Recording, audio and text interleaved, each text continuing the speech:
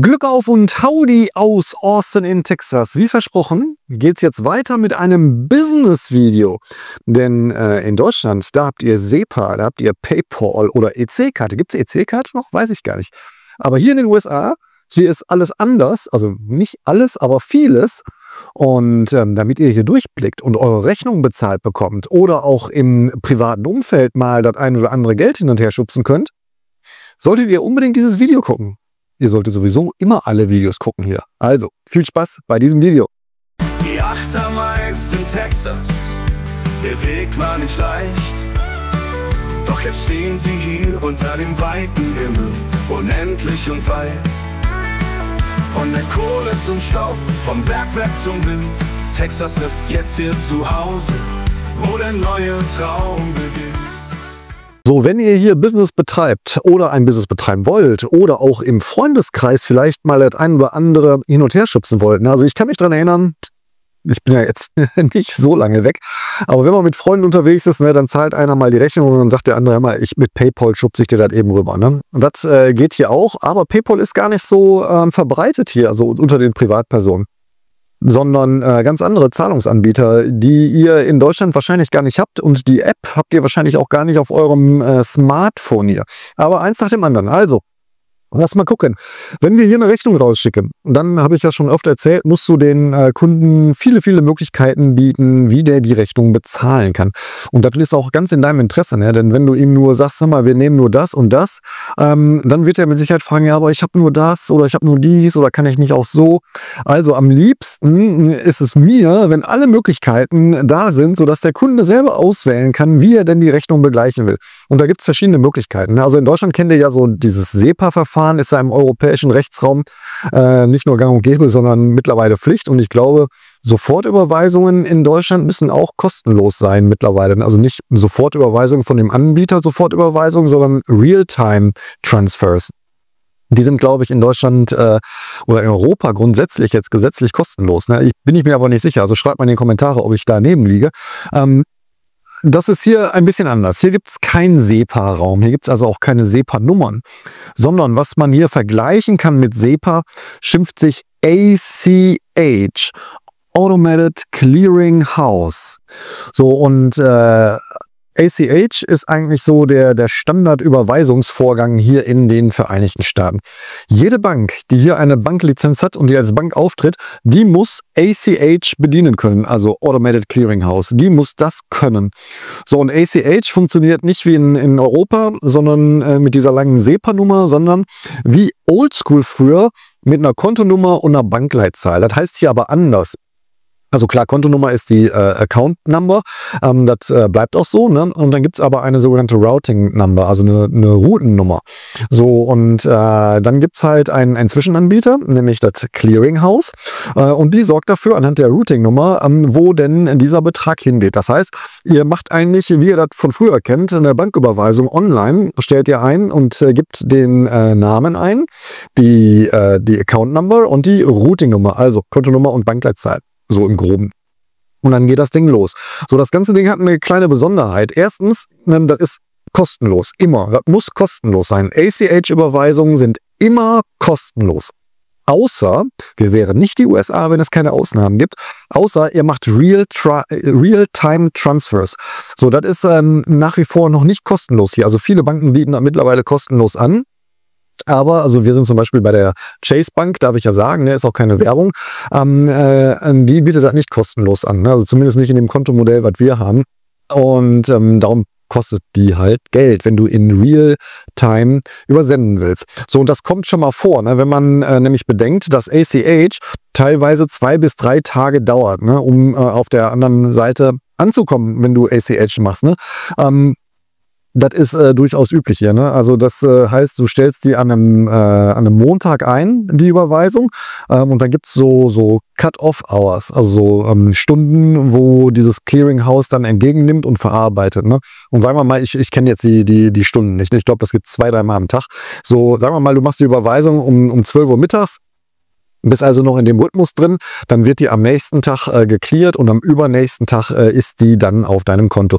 Manche Banken handeln das auch schneller ab. Ne? Das kann auch sein, dass das schon obwohl das nicht Realtime eingestellt ist, am gleichen Tag ankommt. Ne? Wenn die irgendwie ganz früh morgens machst, dann kommen die in bestimmte Slots rein, habe ich auch schon gehabt. Ne? Das war dann kein Realtime-Transfer, sondern ganz normal Standard ACH und dann war die halt schon am Abend da, ne? Oder am nächsten Tag. Ne? Also ACH ist quasi das Pendant zur SEPA-Überweisung. Benutzt man eigentlich immer dann, wenn du so wiederkehrende Zahlungen hast, ne, wenn du so einen Dauerauftrag hast oder sowas, ne, so wie das aus Deutsch erkannt. ACH, Automated Clearing House. Die zweite Möglichkeit, die ich den Kunden und die ihr wahrscheinlich auch, wenn ihr hier ein Business habt, zur Verfügung stellt, und das kennt ihr wahrscheinlich auch, wenn ihr internationale Überweisungen macht, dann gibt es so etwas wie Wire Transfer. Das gibt es einmal National und einmal International. Ich mache jetzt nur mal die National Wire Transfer hier, weil International funktioniert genauso, dauert halt auch 1-2 Tage länger. Ne? So, bei dem Wire Transfer, das ist vergleichbar mit Sofortüberweisung. Ne? Also das ist wirklich so, dass wenn ihr auf den Knopf drückt und die Wire Transfer ausgelöst habt und alles in Ordnung ist, dann ist das Geld weg. Ihr kriegt das nicht wieder. Also da gibt es jetzt nicht diese Rückbuchungsmechanismen, ne, die man vielleicht bei ACH oder bei SEPA kennt, ne, so Geld zurückbuchen. Das funktioniert bei Wire nicht. Ne? Und weil das so ist, muss man bei Wire viel mehr Daten angeben. Zum Beispiel die Adresse des Geldempfängers, die Bank also die Adresse der Bank des Geldempfängers, ne? Und noch ein paar andere Sachen, die müssen da eingegeben werden, damit das Ding auch durchläuft. Ne? Das ist nicht ganz ohne, ist aber sehr, sehr schnell, also ist halt quasi im innerhalb weniger Minuten teilweise da. Und wird eigentlich immer nur benutzt, wenn man so große Transaktionen macht. Ne? Also zum Beispiel ein Hauskauf geht sollte man nur über Wire machen. Ne? Ein Autokauf geht über Wire. Oder in unserem Fall, wenn man ein Unternehmen kauft, ne? Also wenn der Käufer dem Verkäufer so 2-3 Millionen rüberschubst, dann geht das über einen Wire-Transfer. Und das macht man am besten in der Bank und nicht zu Hause am Online-Banking, geht aber auch. Aber wenn du Sicherheit haben willst und wenn du vielleicht noch so ein bisschen Haftung wegschieben willst, dann gehst du da selber zur Bank. Die Wire-Transfers haben den Nachteil, dass Geld kostet. Die kosten so zwischen 20 und 50 US-Dollar pro Überweisung. Du kannst, glaube ich, die Kosten splitten, dass du sagst, Hälfte Empfänger, Hälfte Versender. Da bin ich mir aber nicht sicher, weil das ganz selten ist, dass wir einen Wire-Transfer bekommen. Ne? Also ACH hatten wir, Wire hatten wir. Das sind die zwei Banküberweisungsarten, ne, die ihr so online ausführen könnt. Ne? Die dritte Möglichkeit, und die gibt es in Deutschland nicht, nennt sich Zelle. Zelle heißt das hier. Ne? So, und Zelle, ich sag weiterhin Zelle, ja, damit das kommt auch besser rüber, wenn ich Zelle sage und nicht Zelle. So, Zelle ist ein kostenloser Dienst aller Banken hier in den Vereinigten Staaten. Und ist eigentlich mal eingeführt worden für Privatüberweisungen. Ne? Also wenn der Heinz dem Klaus das Bier bezahlen will, dann ist das so wie bei euch PayPal. Also PayPal gibt es ja auch, keine Angst. Ne? Dann kann man das dem rüber sellen. Ne? Das heißt, irgendwie jede Bank hat so eine kleine App eingebaut oder einen Menüpunkt mit Transfer with Zelle. Und da musst du dich einmal kurz registrieren, wenn du das zum ersten Mal benutzt. Und wenn du musst wissen, dass wenn du das zum ersten Mal benutzt und Privatbenutzer bist bei Zelle, dann gibt es da Limits drauf. Ne? Also ich glaube, die erste Überweisung, die darf höchstens so 1500 US-Dollar sein. Ne? Erst wenn du 2- oder 3-mal gemacht hast und das alles gut geklappt hat, dann hast du ein höheres Limit. Ne? Also bei Privatüberweisungen mit Zelle sind die Beträge limitiert. Bei Business-Zelle sind die nicht limitiert. Da kannst du größere Summen auch mal hin und her schubsen. Solltest du nicht machen da. Ne? Aber ist halt auch kostenlos. Ne? Also Zelle geht auch zum Bezahlen. Ne? Das heißt, irgendwie, wenn du jetzt Privatkunden hast, und der hat einen Zelle-Account, dann kannst du ihm sagen, ja, dann sell mir mal das Geld drüber.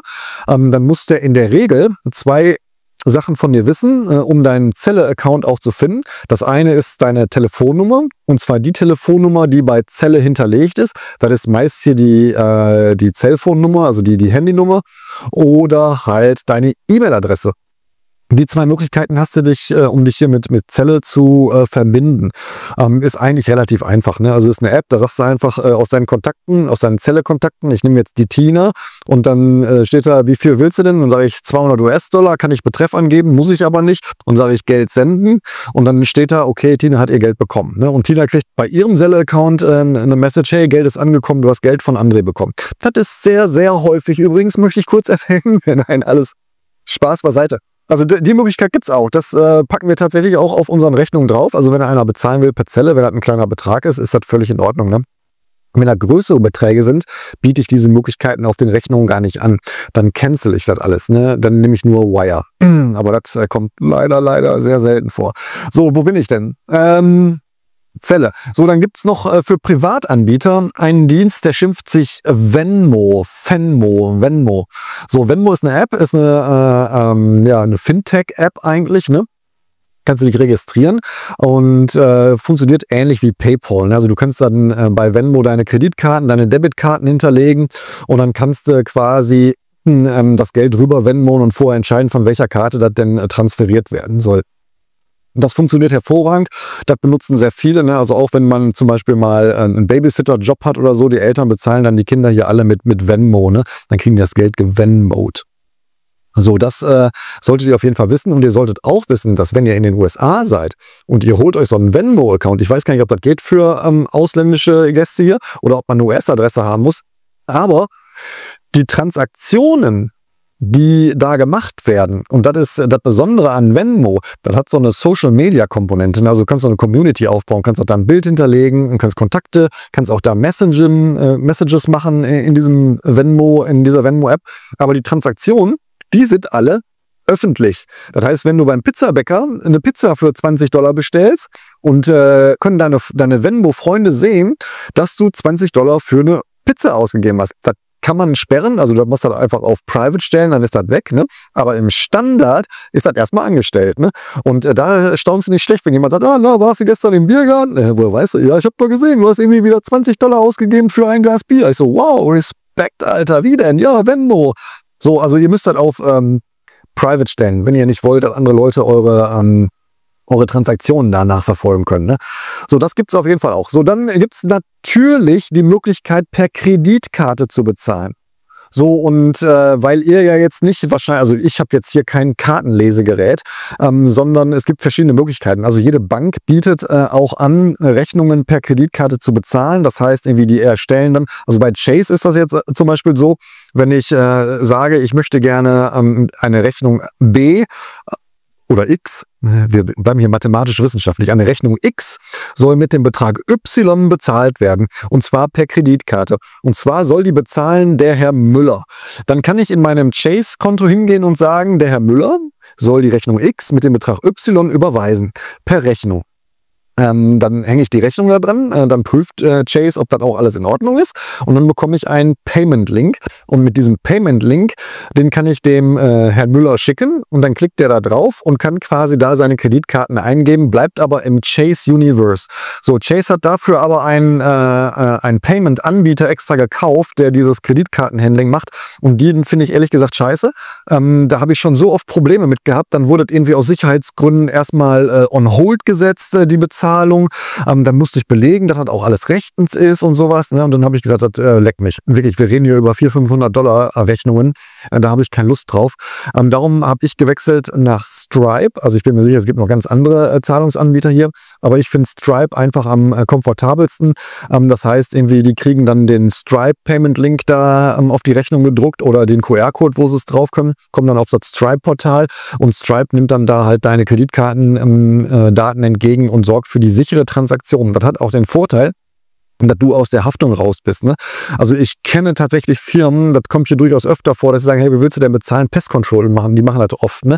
Die sagen dann, ja, gib mir doch mal eben deine Kreditkartennummer durch. Dann gibst du die Kartennummern durch, ne? Und dann tippt der das ein. Ne? So, dann haftet der aber vielleicht dafür. Oder du sagst einfach, ist mir scheißegal, ne? Den verklage ich eh nicht, der hat ja meine Kreditkartendaten jetzt. Das finde ich ein bisschen so, mache ich nicht gerne. Ne? Also, ihr nehmt dann so einen Payment-Anbieter wie Stripe, da könnt ihr die Daten getrost denen überlassen, die haften dafür und die sorgen für die sichere Transaktion da, und von Stripe aus könnt ihr euch das dann eigentlich auf euer normales Konto wieder runterziehen. Ne? Also Kreditkarten sind hier gang und gäbe. Auch im Businessverkehr zahlen, also ich würde mal sagen, unsere Setup-Fee, also wir haben so ein Modell, erzähle ich vielleicht mal ein andermal, wie wir abrechnen, aber wenn wir einen neuen Kunden onboarden, also wenn wir ein Engagement haben mit einem neuen Kunden, dann zahlt er erstmal eine Setup-Fee. Ich nenne das immer Skin-in-the-Game-Komponente. Also die meisten zahlen das tatsächlich mit Kreditkarte. Ne? Selbst wenn dann 6.000, 7.000 Dollar sind, die zahlen halt mit Kreditkarte. Ja, das ist teuer. Das ist wirklich teuer. Also da gehen ein paar Prozente weg für den Zahlungsanbieter, für den Kreditkartenanbieter. Aber es ist halt ein Service, den wir bieten und Service musst du hier machen. Ne? Dann, weißt du, ich kriege ja immer so mit, wenn die in Deutschland dann sagen, oh, das ist so teuer, ne? Jede Transaktion geht ja was weg. Ja, scheiß drauf, dann mach halt die Preise anders oder kalkuliert ein. Ne? Das ist einfach eine Dienstleistung, das ist komfortabel für den Kunden. Also bietet ihm an und dann verdienst du halt 2 Cent weniger. Das ist auch egal. Ne? Also ich bin zumindest der festen Überzeugung, dass eine Dienstleistung ist, ein Service ist, der Kunde fühlt sich wohl und fühlt sich nicht so, jetzt muss ich zum Geldautomaten gehen und Bargeld abholen, oder so, weil keine Kartenzahlung akzeptiert. Das mag ich nicht, das wird hier nicht passieren. So, also die Möglichkeiten gibt's. Und dann natürlich, last but not least, gibt's natürlich, richtig, den Papierscheck. Das ist die einzige Möglichkeit, die ich auf den Rechnungen schreibe. Only electronic payments are accepted. Also ich erlaube keine Papierchecks mehr. Ich kann ja nicht verhindern, ne? Also wenn mir einer einen Papiercheck schickt, schickt er mir einen Papiercheck. Aber das ist ehrlich gesagt 2 Jahre lang nicht mehr vorgekommen. Ne? Also ich denke mal, wir sind jetzt auch in so einem Kundenkreis reingerutscht hier durch unsere Stetigkeit, dass wir sowas auch nicht mehr haben. Ne? Also Papiercheck gibt's immer noch, ne, habe ich ja schon ein paar Mal was zu erzählt, ne, gibt's in der Chase-App, gibt's dann so ein Kamerasymbol am Deposit-Check, ne, dann geht die Kamera auf, dann musst du den Check fotografieren, dann wird er verarbeitet und dann wird er dir deinem Konto gut geschrieben innerhalb von 1-2 Stunden, manchmal sogar in wenigen Minuten, ne. Aber das kommt ehrlich gesagt kaum noch vor. Ja, das sind so die Bezahlmöglichkeiten, die wir auf die Rechnung schreiben, also bis auf Venmo und bis auf den Papiercheck natürlich, das ist mehr so privat. Wollen wir noch mal kurz zusammenfassen, damit wir auch gucken, ob wir alle aufgepasst haben. Also, Kinders, Hefte raus, Klassenarbeit. Erstens, ACH bedeutet? Richtig. Automated Clearinghouse, vergleichbar mit SEPA, 2 bis 3 Tage, kostenlos. Dann gibt es Wire. Wire, schnell, gleich Sofortüberweisung, kostet 20 bis 50 US-Dollar. Ist nicht wiederholbar. Also wenn das Geld da ist, ist es weg. Darum mehr Angaben. Drittens, Zelle, das Payment-System aller Banken hier, um schnell privat Geld zu transferieren und auch im Business zu transferieren. Und zwar End-to-End mit einer App, die jede Bank hier anbietet.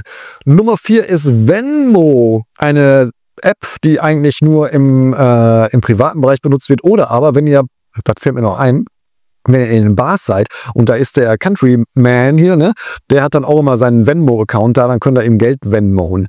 So ist das, ja. Und dann gibt es natürlich noch den Scheck und Credit Cards, da brauche ich glaube ich nichts zu sagen, das ist klar, ne. Habe ich noch irgendwas vergessen? Ja, PayPal gibt es auch, aber ich sag mal im Alltag und im Zahlungsverkehr hier im Beruf, ist das eigentlich, habe ich da keine Berührungspunkte mit, ne? Das ist ähnlich so wie WhatsApp, ne? Also WhatsApp ist hier überhaupt nicht angesagt. Also klar, die haben fast alle WhatsApp, aber keiner nutzt das, ne? Die nutzen alle noch dieses iMessage von Apple, ne? Weil auch fast alle hier ein Apple haben, ne? Das ist abgedreht. Also WhatsApp ist gar nicht so angesagt hier. Ja, das war es ein bisschen mal so den Überflug zum Thema Zahlungssystem hier und wie das überhaupt alles so geht, ne? Weil es gibt ja immer die Gerüchte, ich kenne ja die Kommentatoren, dann ja, die kriegen noch niemals eine richtige Banküberweisung hin, bla bla bla. Ja, es ist ein bisschen anders hier einfach, ne?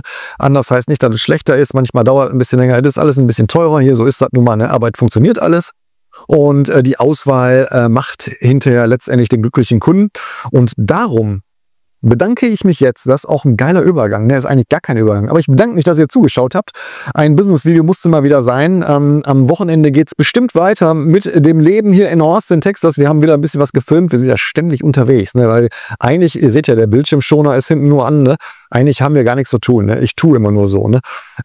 Wir haben ein bisschen was gefilmt, das gibt's dann am Wochenende von uns hier und dann gibt's nächste Woche wieder eine Quasselrunde, bevor es weitergeht mit dem nächsten Business-Video. In diesem Sinne, schön, dass ihr dabei seid, schaltet an, abonniert diesen Kanal, folgt mir auf Instagram, auf TikTok und auf OnlyFans. In diesem Sinne, bye.